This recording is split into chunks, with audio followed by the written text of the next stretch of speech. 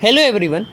आज की जो बुक है वो आपको इतना पावरफुल बना देगी माइंड रीड करने में लोगों की, आप जिससे मैनिपुलेशन से बच सको। लोगों की वो जो आदतें हैं जो तुम्हें मैनिपुलेट करती हैं, तुम उनके एक्शंस और उनके वर्ड से आराम से जान सकते हो अगर तुम इस बुक को पढ़ते हो। तो बुक का नाम है mind reader by David J Lieberman, और इसे मैं 6 पॉइंट्स में जो इम्पॉर्टेंट लेसन है इस बुक के वो तुम्हें समझाने की कोशिश करता हूँ।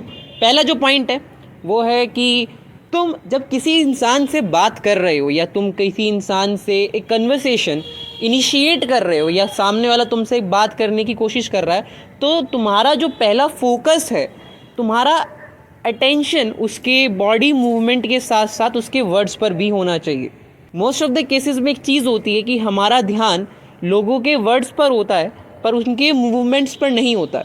तो मोस्ट इम्पॉर्टेंट पॉइंट इस बुक का यही है कि जब भी तुम किसी इंसान से बात करने की कोशिश कर रहे हो या कोई सामने वाला तुमसे बात करने की कोशिश कर रहा है, तो try to analyse their body movements.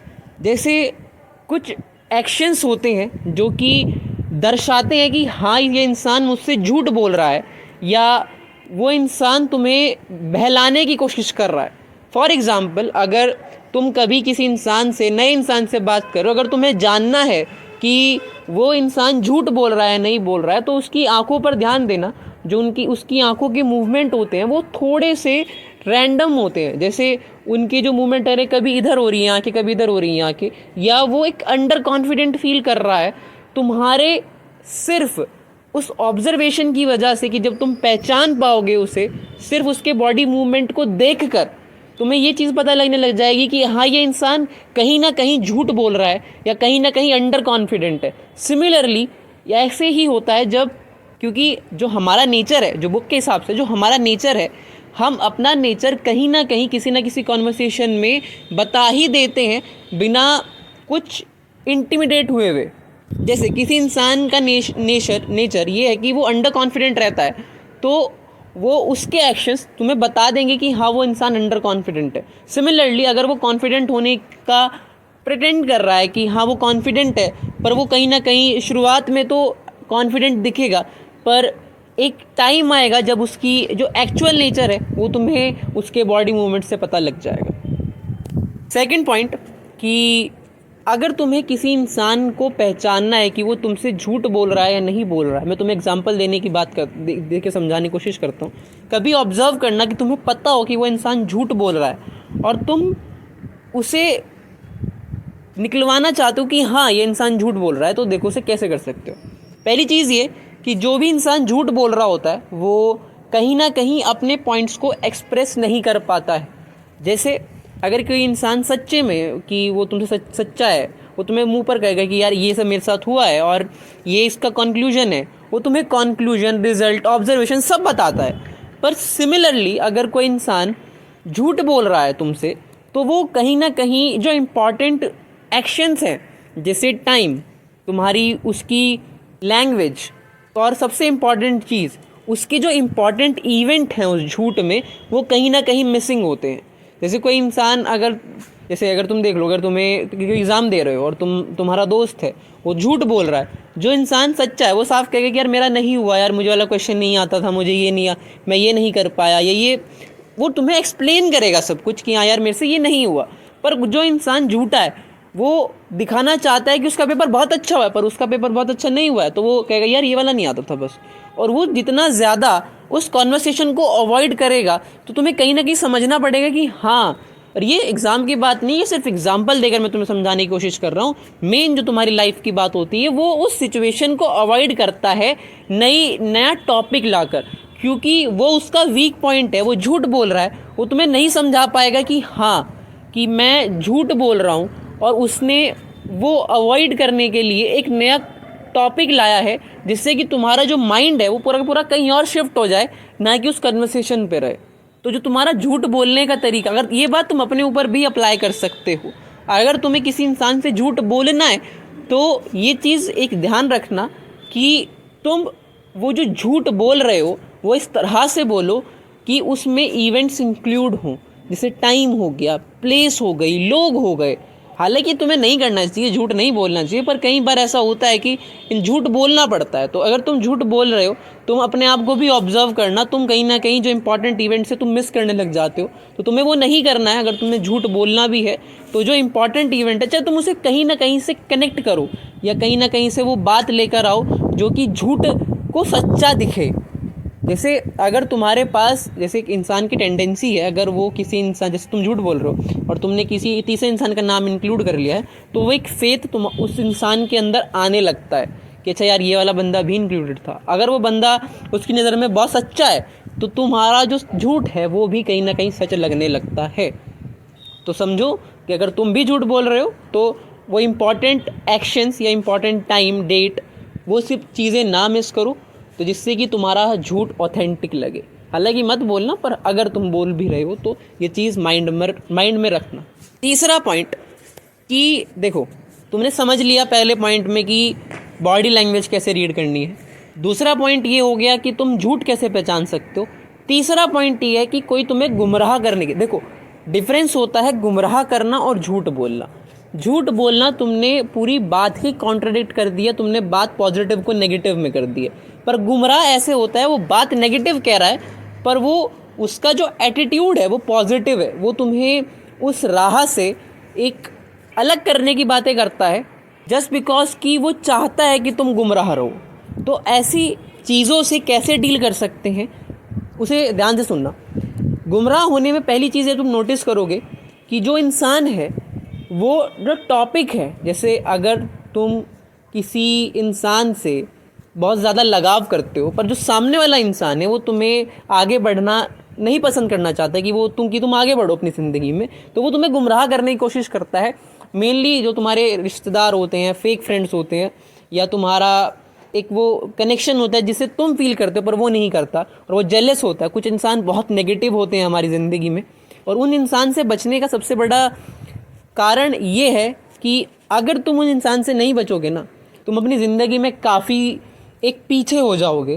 क्योंकि पॉजिटिव लोग ऐसे हैं, पॉजिटिव लोग तुम्हें पुश देते हैं कि यार तुम आगे बढ़ो, कर लोगे, पर नेगेटिव लोग उस पुश को इतना ज़्यादा दबा देते हैं कि तुम अपने आप में ही अंडर कॉन्फिडेंट फील करने लगते हो। और जब एक बार तुम अंडर कॉन्फिडेंट फील करने लगते हो तो तुम्हारी डिपेंडेंस उन लोगों पर बढ़ जाती है जो तुम्हें अंडर कॉन्फिडेंट फील करवा रहे हैं। कभी नोटिस करना, मैनिपुलेटिव जो पीपल होते हैं वो यही करते हैं कि वो तुम्हें इतना ज़्यादा अंडर कॉन्फिडेंट फील करा देते हैं कि तुम उन पर डिपेंडेंट हो जाते हो कि हाँ यही मुझे वो आश्वासन देगा कि मैं ज़िंदगी में अच्छा कर सकता हूँ। पॉजिटिव लोगों की एक आदत होती है कि वो तुम्हें बात चेप रहे होते कि यार देखो तुम कर लोगे, तो तुम्हारे पास एक होता है, पर वो तुम्हें अंडर कॉन्फिडेंट नहीं फील करा रहे होते। सिमिलरली नेगेटिव लोग भी वही कर रहे हैं, बस एक सबसे बड़ा डिफरेंस है वो तुम्हें अंडर कॉन्फिडेंट फील करा के ये चीज़ें महसूस करवाते हैं। तो ऐसे लोगों से पहले तो पहचानना सीखो। देखो, जो इंसान सिर्फ तुम्हारी अच्छाई देख रहा है ना, वो कहीं ना कहीं तुमसे बेनिफिट चाहता है। वो इंसान नहीं चाहता कि तुम आगे बढ़ो। जो तुम्हें चने के झाड़ पर चढ़ा देता है ना, वह इंसान तुम्हारा सबसे बड़ा दुश्मन है, चाहे वो तुम्हारी दोस्त हो। पर हाँ, एक फ़न वाले वे में और एक सीरियस वाले वे में बहुत डिफरेंस होता है। एक तुम्हें देखो, तुम्हें दो एग्जांपल देता हूँ। पहला एग्जांपल ये, अरे तू कर लेगा, तू दुनिया जीत लेगा, तू सब कर सकता है। ये इंसान तुम्हें चने के झाड़ पर चढ़ा रहा है, इसमें कोई रियलिटी नहीं है, इसमें एक हाइपोथेटिकल सिचुएशन है कि तू दुनिया जीत लेगा। सिमिलरली दूसरा इंसान है कि तू कर लेगा पर तुझे मेहनत करनी पड़ेगी, तुझे वो सर्कमस्टेंसेस झेलने पड़ेंगे जो बाकी लोग हैं जो झेल नहीं पा रहे थे, तुम्हें वो झेलने पड़ेंगे। फॉर एग्ज़ाम्पल, अगर तुम कभी भी कोई काम शुरू कर रहे हो, दो तरह के लोग हैं। पहले लोग तुम्हें कहेंगे अरे वो हो जाएगा, टेंशन नहीं लेनी है, सब कुछ कर लेगा तू, तो ये है वो है। वो तुम्हें इस तरह से बढ़ा चढ़ा कर बता देंगे कि तुम्हें लगेगा कि हाँ यार मैं सब कुछ कर सकता हूँ। और सिमिलरली दूसरा जो इंसान है वो तुम्हें कहेगा काम तभी होगा जब तू मेहनत करेगा, काम तभी होगा जब तू वो एक्स्ट्रा माइल ट्रैवल करेगा जो कि बाकी लोग नहीं कर रहे हैं, और इसी वजह से वो तेरा कहीं ना कहीं सक्सेस होने का फैक्टर बनेगा। देखो, बात उन दोनों ने सेम कही है, सेकंड वाला मोर रियलिस्टिक है क्योंकि वो तुम्हें वो चीज़ बता रहा है जो तुम्हें करनी भी है। पहले वाला तुम्हें सिर्फ एक होप दे रहा है, जो कि मोटिवेशनल स्पीकर्स करते हैं। अगर तुम उनकी बातों में देखो, मोटिवेशनल स्पीकर क्या करते हैं, वो तुम्हें होप ही तो बेच रहे हैं एट द एंड। तो दूसरे वाला तुम्हें होप भी बेच रहा है, पर वो तुम्हें रास्ता भी दिखा रहा है कि हाँ, वो तुम्हें नेगेटिव पॉइंट भी बता रहा है उस इंसान के उस काम को करने के, कि ज़रूरी नहीं है कि तुम सक्सेसफुल होगे, पर हाँ अगर तुम मेहनत नहीं करोगे तो तुम 100% श्योर हूँ कि तुम सक्सेसफुल हो ही नहीं सकते। पर हाँ पॉसिबिलिटी है, पर वो चीज़ तुम्हें करनी पड़ेगी जो कि नेसेसरी है, कि तुम्हें मेहनत करनी पड़ेगी। अगर तुम्हें कोई एग्ज़ाम क्रैक करना है, तुम्हें पढ़ना पड़ेगा। तुम मंदिर जाकर या कोई पूजा कर कर नहीं हो सकते पास। भाई प्रेयर तुम्हें क्या दे सकती है? प्रेयर तुम्हें मोटिवेशन नहीं, तुम्हें एक पीस दे सकती है, और पीस ज़रूरी है। वो तुम्हें कहीं ना कहीं मदद कर देगा पढ़ाई में। जैसे अगर तुम्हारा माइंड डिस्ट्रैक्टेड है, तुम मंदिर जाके बैठ जाओ आधा एक घंटा, तुम्हें जो स्ट्रेस है वो कहीं ना कहीं कम हो जाएगा।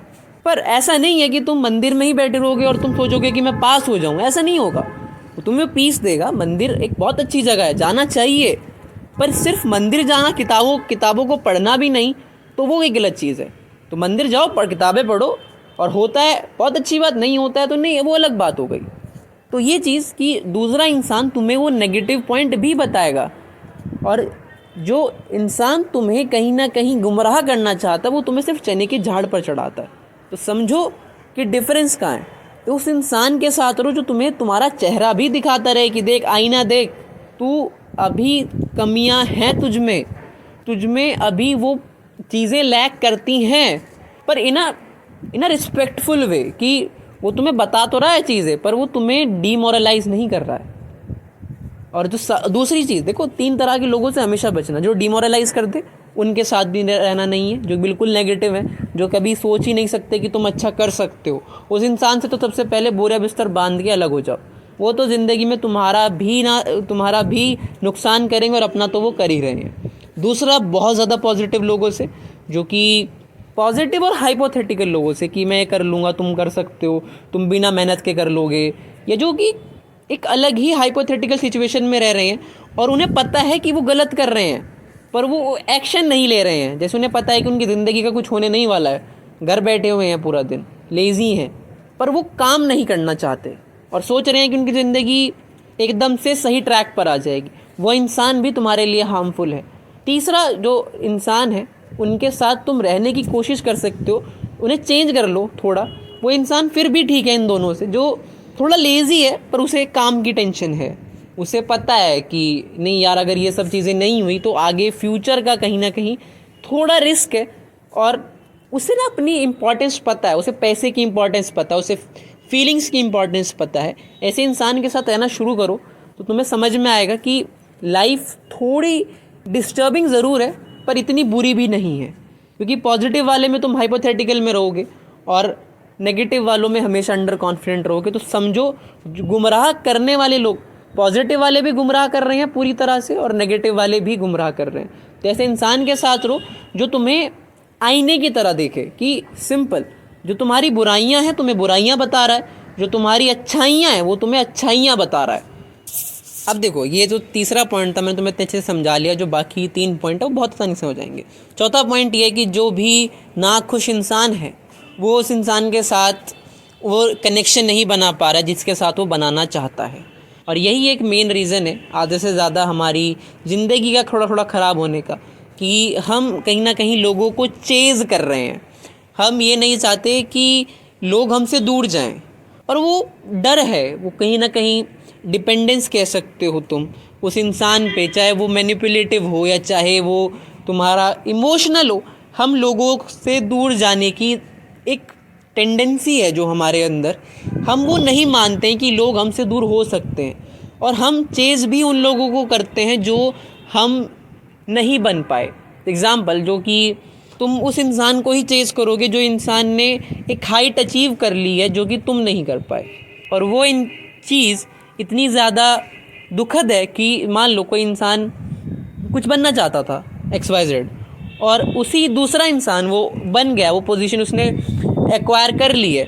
वो जो दूसरा इंसान नहीं बन पाया, वो हमेशा उस इंसान के साथ रहने की कोशिश करेगा, उस इंसान जैसा बनने की कोशिश करेगा, जिसकी वजह से वो उस इंसान को इवेंचुअली हेट करना शुरू कर देता है जिसने वो पोजीशन एक्वायर करी है। और वो ही सबसे बड़ा कारण है लोगों के दुखी होने का, क्योंकि वो तुम्हें कहीं ना कहीं बताता है कि यार मैं हार गया हूँ, या मैं जीत नहीं पाया। जस्ट बिकॉज कि कोई दूसरा जीत लिया अब तुम उसे हेट कर रहे हो, क्योंकि अब कंडीशंस अलग हो सकती हैं, वो डिपेंड करती हैं कि तुम किस इन्वायरमेंट में हो, तुमने क्या चीज़ तुम्हारे पास थी, तुम्हारे पास कितनी जिम्मेदारियां थी, पर वो एक डिफरेंट पॉइंट है। पर हाँ, तुम उस इंसान से कहीं ना कहीं मन ही मन नफरत करना शुरू कर देते हो जो इंसान ने वो पोजीशन पा ली है जो कि तुम पाना चाहते थे। और ये चीज़ तुम्हें कंट्रोल करनी पड़ेगी, क्योंकि अगर ये चीज़ें तुम कंट्रोल नहीं करोगे तो तुम ज़िंदगी में दुखी ही रहोगे। देखो, बहुत बड़ी एक सेइंग है कि चीज़ों को छोड़ना आना चाहिए, चाहे वो इंसान हो, चाहे वो फीलिंग हो, वो कुछ भी हो। जैसे अगर तुम छोड़ना नहीं जानते हो किसी चीज़ को, और उस जैसे मान लो वही चीज़ है, अगर बर्फ़ हाथ में रखे हुए हो तुम गर्मी में, तो वो शुरुआत के थोड़ी देर तक के लिए ही ठीक है, पर अगर तुम उसे ज़्यादा देर तक पकड़ के रखोगे तो तुम्हारा हाथ जलना शुरू हो जाएगा। सिमिलरली आग की बात है, अगर तुम थोड़ी देर हाथ सेक रहे हो या आग पर रख रहे हो तो वो अच्छा है, पर अगर तुम उस चीज़ को पकड़ने की कोशिश करोगे तो तुम्हारे हाथ जलेंगे ही। तो यही चीज़ है जो शुरुआत में जब तक तुम उसके लिए मेहनत कर रहे हो, तुम्हें वो पानी है, तुमने अपने 100% दे दिया है, पर अब भी तुम उस चीज़ को पकड़ कर बैठे हुए तो वो तुम्हारा हाथ जला देगी, वो तुम्हें जला सकती है, उसके पास इतनी टेंडेंसी है कि वो तुम्हें जला देगी। और अधिकतर ऐसा ही होता है, most of the suicide case ऐसी ही वजह से होते हैं कि वो उस फीलिंग को कभी छोड़ ही नहीं पाते जो कि सोसाइटी ने या किसी इंसान ने उन्हें दी है कि तुम कर सकते हो। तो होप बहुत डेंजरस है, तो समझो कि माइंड रीड करना आना चाहिए और तुम्हें ऐसे लोगों से बचना है, क्योंकि अगर तुम ऐसे लोगों से नहीं बचोगे तो तुम अपनी लाइफ को डेंजर में डाल रहे हो। तुम्हें अभी रियलाइज़ नहीं होगा कि हाँ यार मेरी लाइफ डेंजर में है, पर तुम्हें एक टाइम बाद रियलाइज़ होता है कि काश उस दिन उस इंसान का साथ छोड़ दिया होता और उस होप को छोड़ दिया होता तो मैं मेहनत कर लेता। मेहनत और होप बहुत डिफरेंट है। अगर तुम होप के चक्कर में रह गए तो सिर्फ होपफुल इंसान रहोगे कि काश हो जाएगा। अगर तुम उस चीज़, देखो मेहनत ऐसी है, मैं खुद मानता हूँ कि मैं बहुत अच्छा बुक जो रिव्यू करते हैं वो नहीं हूँ, मैं बहुत अच्छे से चीज़ों को एक्सप्लेन नहीं कर पाता हूँ, पर मैं कोशिश कर रहा हूँ। सिमिलरली तुम में से भी बहुत ऐसे लोग होंगे जो कि चीज़ों को एक्सप्लेन करना की कोशिश करते हैं पर वो नहीं कर पाते। सिमिलर जैसे कोई गाना गाना चाहता है, पर वो ज़रूरी नहीं कि वो पहली बार में बहुत अच्छा गाना गा लेगा। अगर वो यही होप करता रहे कि यार जब तक मैं पूरी तरह से गाना नहीं गा पाऊँगा या पूरी तरह से गाना नहीं सीखूँगा मैं तब तक उस स्टेज पर नहीं चढ़ूँगा। अब तुम्हें नहीं पता ना कि तुम्हारी गलतियाँ क्या है। अब मुझे पता लगता है कि हाँ यार मैं थोड़े इंग्लिश के वर्ड कम बोलता हूँ जिससे कि लोग नहीं समझ पाते, मैं थोड़ी हिंदी ज़्यादा बोलता हूँ, पर अब मैं धीरे धीरे कोशिश कर रहा हूँ कि हाँ मैं समझ जाऊँ। या मैं जैसे अगर कोई मुझे कमेंट में कोई एक कमेंट आई थी कि यार थोड़ा माइक का इशू है, अब मुझे समझ में आ रहा है कि हाँ माइक का इशू है, तो मैं कहीं ना कहीं कोशिश कर रहा हूँ कि थोड़ा तेज़ बोलूँ। तो वो जो इश्यूज़ हैं वो तुम्हें तभी पता लगेंगे जब तुम उस चीज़ को फेस करोगे। और अगर देखो, अगर मैं उस चीज़ को लेकर बैठा रहूँ कि यार माइक नहीं है मेरे पास, मैं नहीं कर सकता, या वो रफ्तार भाई वाली बात याद आ गई, पर वो एक अलग चीज़ है कि अगर मैं उस चीज़ को पकड़ के बैठा रहूँ कि यार मेरे पास माइक नहीं, जब तक मेरे पास एक बोया का एक अच्छा माइक नहीं होगा 6-7 हज़ार रुपये वाला, तब तक मैं वीडियो ही नहीं बनाऊँगा। तो इवेंचुअली क्या होगा कि मैं उस पर होप रह जाएगी कि यार अच्छा आज थोड़े पैसे का जमा करूँगा, और वो काम जो मैं रेगुलर कर सकता था मैं वो उस कंसिस्टेंसी से दूर हट जाऊँगा। और यही होता है, तुम्हें होपफुल नहीं होना है। देखो तुम, मेरी वीडियो है, मैं मेहनत कर रहा हूँ वीडियो बनाने के लिए, तो ज़रूरी नहीं है कि वो चलेगी। सिमिलरली कोई तुम काम कर रहे हो, ज़रूरी नहीं है कि वो चलेगी, पर एक बड़ा पॉइंट ये है कि अगर तुम डालोगे ही नहीं या तुम मेहनत ही नहीं करोगे तो चांस तो बिल्कुल ही ख़त्म है उस चीज़ का चलने का। मेरे हाथ में मेहनत करना है, मैं मेहनत कर सकता हूँ, पसंद ना आना वो उनका है, और जो कमियाँ हैं वो सुधारना फिर मेरा काम है। सिमिलरली यही तुम्हारे साथ काम है। अगर जो तुम काम शुरू कर रहे हो, तुम्हें कमियां पता लग रही है, लोगों की कमियों को एक्सेप्ट भी करो और उन्हें छोड़ो भी, क्योंकि अगर सिर्फ कमियां पकड़ के बैठे रहे तो अच्छाइयाँ भूल जाओगे। तो वो जो बैलेंस है एक्सेप्टेंस और लेटिंग गो का, सबसे बड़ा फैक्टर है तुम्हारी किसी भी लाइफ की विनिंग में या फेलियर में। तो समझो कि एक समय आता है जब तुम्हें एक्सेप्ट भी करना पड़ेगा और एक समय आएगा जब तुम्हें छोड़ना भी पड़ेगा। 5वां पॉइंट माइंड रीडर के हिसाब से, कि जो इंसान गलत है ना वो हमेशा कन्वर्सेशन चेंज करने की बातें करता है। ये चीज़ ध्यान रखना कि देखो, मैंने तुम्हें शुरुआत के जो 2 पॉइंट्स अच्छे से समझाए हैं वो इसीलिए समझाए हैं कि तुम्हें बाकियों में दिक्कत ना है। जो भी इंसान गलत है वो कहीं ना कहीं चाहेगा कि उसकी कन्वर्सेशन एंड हो जाए या कन्वर्सेशन से भागता फिरेगा वो। तो ऐसे लोग पहचानो। देखो, तुम्हें शुरुआत की जो 2 पॉइंट है तुम्हारे लिए बहुत हेल्पफुल है कि तुम्हें समझ में आएगा कि किस तरह लोगों से बचना है और कैसे लोगों से बचना है। आखिरी पॉइंट ये कि ईगोइस्टिक लोगों से थोड़ा बच के रहो। ईगोइस्टिक इन द सेंस कि कुछ लोगों की ईगो उनकी रियलिटी से बहुत ज़्यादा बड़ी होती है। उन इंसान के साथ रहो जिन इंसान के पास सेल्फ रिस्पेक्ट बहुत है, पर उस इंसान से दूर रहो जिसके पास ईगो बहुत है। क्योंकि उस इंसान को जब तुम अच्छी चीज़ें समझा रहे होगे, जस्ट बिकॉज कि उसकी ईगो इतनी बड़ी है, वो तुम्हें कभी एक पॉजिटिव एस्पेक्ट से कंसिडर ही नहीं करेगा। और जब वो तुम्हें उस पॉजिटिव एनर्जी से या उस पॉजिटिव एटीट्यूड से तुम्हें कभी तुम्हें वो एनालाइज नहीं कर पाएगा तुम्हारी बातों को, तो तुम्हारे लिए डिफ़िकल्ट हो जाएगा उस इंसान को समझाना। क्योंकि वो तुम्हारे साथ रहता है तो तुम्हारा कहीं ना कहीं मन में रहता है कि यार ये मेरा दोस्त है या मेरा ये फ्रेंड है, मुझे इसे समझाना है। पर उसकी ईगो इतनी बड़ी है कि वो तुम्हें कभी एज अ इंसान कंसिडर ही नहीं करेगा, तुम्हारे पॉइंट को वो वैलिडेशन ही नहीं दे पाएगा जिसमें तुम सही हो, पर उसे नहीं लगेगा कि तुम सही हो। फॉर एग्ज़ाम्पल कि अगर तुम आज अपने माँ बाप के पास एक पॉइंट लेकर जाओगे, पापा मुझे ये करना, और वो तुम्हारे माँ बाप की ईगो बहुत बड़ी है, वो चाहते हैं कि तुम्हारा लड़का ये एक काम करे या इस चीज़ में वो अच्छा नाम बनाए, और तुम उन्हें के सामने ऐसी चीज़ लेकर जाओ जो कि हालांकि वो बेनिफिशियल है जो तुम लेकर जा रहे हो उनके पास, पर तुम्हारे पास सिक्योरिटी नहीं है, तो तुम्हारे माँ बाप कहीं ना कहीं उस पॉइंट को एकदम नेगलेक्ट कर देंगे जस्ट बिकॉज कि उनकी ईगो, वो सोसाइटी के एक्सपेक्टेशंस, तुम्हारे पेरेंट्स की एक्सपेक्टेशंस सामने आ जाती हैं। तो वो जो तुम्हारा पॉइंट है वो कहीं ना कहीं वो नेगलेक्ट हो जाता है, और तुम्हारा पॉइंट ऑफ व्यू है जो लाइफ को लेके वो एक अवॉइडेंस में चला जाता है। ऐसे ही दोस्तों में होता है। अगर तुम्हारा दोस्त के पास ईगो बहुत है और वो इंसान फिर जब तुम अपना पॉइंट रखते हो वो तुम्हारे पॉइंट को खारिज कर देता है, तो ऐसे दोस्तों से थोड़ा सावधान। और माँ बाप को भी समझाने की कोशिश किया करो, क्योंकि आप माँ बाप से अलग नहीं हो सकते हो। वो उनकी ईगो और तुम्हारे दोस्तों वाली ईगो में बहुत डिफरेंस है। तो समझो कैसे लोगों से बचना है, किस तरह से बचना है और किन लोगों के साथ रहना है। तो ये पूरी बुक के 6 इंपॉर्टेंट पॉइंट थे। और अगर तुम्हें कोई बुक अच्छी लगती है जो तुम पढ़ना नहीं चाहते हो, मैं वो पढ़ने के बाद तुम्हें उसका रिव्यू समझाने की कोशिश करूँगा। तुम कमेंट कर सकते हो जो तुम्हें बुक देनी है। Thank you. और अगर मेरी कोई गलती भी है तो तुम करेक्ट कर सकते हो, जो तुम्हें लगता है कि हाँ ये मैंने पॉइंट गलत बोला, तो मैं उसे इन अ पॉजिटिव वे एक्सेप्ट करूँगा और लेट गो तुम्हें कर ही दूँगा जब बात पे। Thank you.